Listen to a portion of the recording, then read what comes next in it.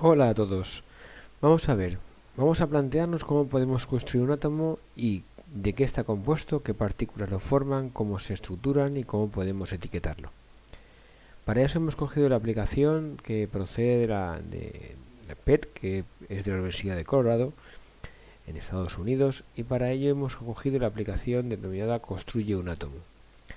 En este caso nos da tres opciones: construir un átomo, trabajar con símbolos y el modo juego, y vamos a hacerlos consecutivamente para poder practicar, entender y aprender cómo funciona esto. Comencemos con el primero. En este caso se nos ofrece cómo sería un átomo y las partículas que lo constituyen. Ya conocéis, y si no aquí os lo presento, que esto se compone de tres partículas que se llaman subatómicas. Subatómicas porque son más pequeñas que un átomo. En este caso vamos a ver cómo repercute cada una de estas tres partículas a qué tipo de elemento tenemos, cuál es la carga neta que aparece y cuál es la masa que posee. Comencemos sencillamente observando qué hace cada uno de ellos. La máxima en ciencia siempre es divide y vencerás. Por lo tanto, en vez de construir un átomo rápidamente adicionando protones, neutrones y electrones, vamos a ver qué sucede cuando tenemos solamente uno. ¿Qué sucede cuando añadimos un protón a nuestro átomo? Primero observamos que va al centro, no a la parte de fuera. Este centro se denomina núcleo. Además hemos visto que ha aparecido el primer elemento de la tabla periódica, el hidrógeno. Por lo tanto, cuando hemos puesto un protón, hemos entrado en el primer elemento. Adicionalmente, la carga ha subido más 1 y la masa ha subido 1. Por lo tanto, hemos observado que ha elegido el primer elemento, su carga es positiva 1 y la masa ha aumentado en 1.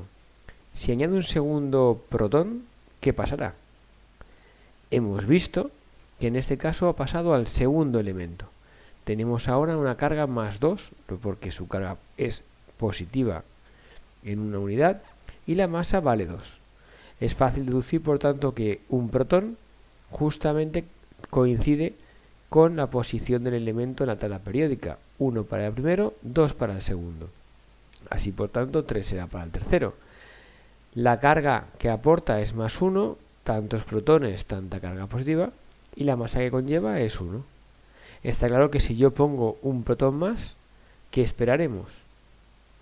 Exactamente, conseguiremos que el elemento sea el litio, su carga sea más 3 y su masa sea más 3. ¿Qué pasa si hacemos el mismo procedimiento, pero ahora con los neutrones? Cogemos el neutrón y ¿dónde irá? ¿A la órbita, a la corteza o al núcleo? Vemos que también va al núcleo. Sin embargo, no ha aparecido ninguna elección del elemento. Aparentemente el neutrón no tiene nada que ver con el elemento. Tampoco ha aportado carga, lo cual tiene sentido con el nombre que conlleva, neutrón, neutro.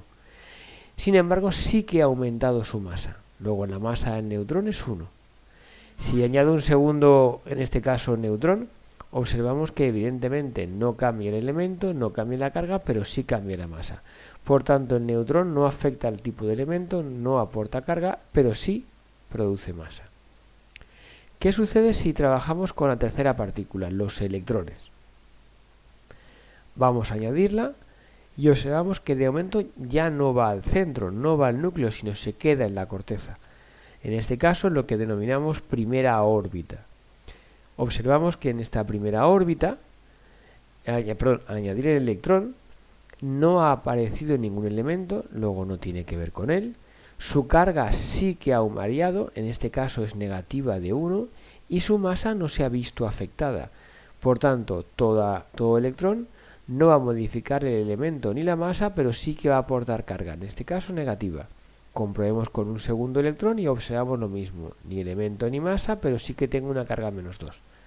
Si añado un tercero, observamos dos hechos. Uno, lo que ya conocemos, ni elemento ni masa, sí una carga, y que no ha ido a parar a la primera órbita, sino a la segunda.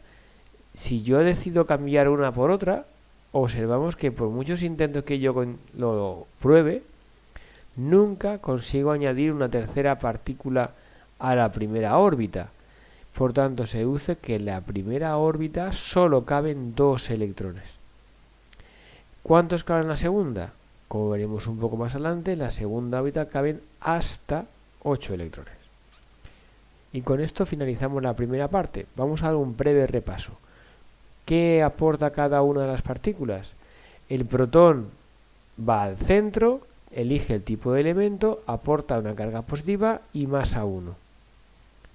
El neutrón va al núcleo, también al centro del átomo, no cambia el elemento ni la carga, pero sí que aporta masa. Y el electrón va a la corteza, no cambia elemento ni masa, pero sí que aporta carga. Veamos en la siguiente tabla, por tanto, qué datos, qué números contribuye cada una de estas partículas. Veamos cómo nos queda el cuadro resumen. Hemos observado que hay 3 partículas: los protones, neutrones y electrones. Los primeros y segundos protones y neutrones aparecen vinculados al núcleo del átomo, aparecen en el centro del mismo.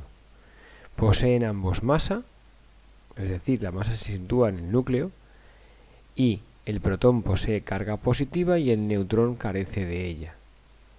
Por tanto, protones y neutrones aportan la masa al átomo en el núcleo y este es de carga positiva. Por contra, los electrones aparecen vinculados a la corteza electrónica. En este caso, estos electrones carecen de masa y sin embargo su carga es negativa. En particular es -1. Nos despedimos de este vídeo donde hemos aprendido a observar qué valores de masa y carga poseen las partículas subatómicas. En el siguiente veremos qué nomenclatura o sistema de representación utilizan los químicos para ver cómo aparece esto en los átomos.